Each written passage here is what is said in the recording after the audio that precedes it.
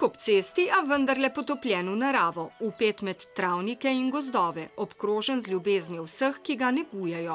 V tem zeliščnem vrtu imajo svoj dom sivka, baldrijan, lučnik, mačja meta in več kot 75 drugih zelišč z zdravilnimi lastnostmi, človeku znanimi že tisočletja.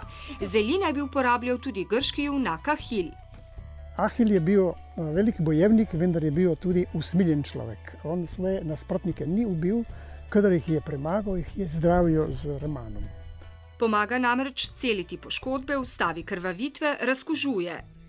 Če vidite, da je že moker, zdaj lahko daste na rano. Evo, zdaj daste gor. In zdaj, če bi imeli košček flasterja, bi bilo še boljše. Lahko tudi samo namažete. In tu je še gabes. Njegova sluz učinkovito pomaga pri celjenju sklepov, uporablja se tudi pri zdravljenju dihal. Dragocena je šentjanževka, deluje antidepresivno pri opeklinah, glavobolih. Ker cveti ob poletnem solsticiju, so jo v srednjem veku uporabljali za odganjanje nesreče. Kdor je pretiraval z uporabo pelina, pa si je nesrečo priklical kar sam. Iz pelina so namreč izdelovali absint, aromatično žgano pijačo, ki je pri rednem prekomernem uživanju povzročala halucinacije, paranojo in celo smrt. A zelišča imajo predvsem dobre lastnosti.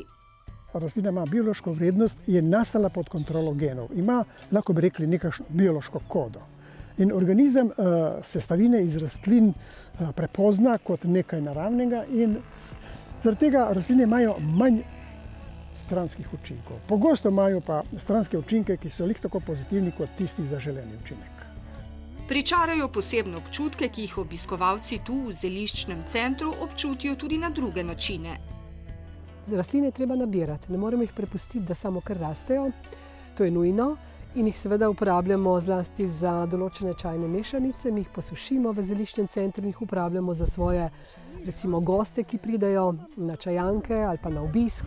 Tako da je vsak postrežen za skodelico čaja, če pride k nam, seveda zeliščnega, ročno nabranega.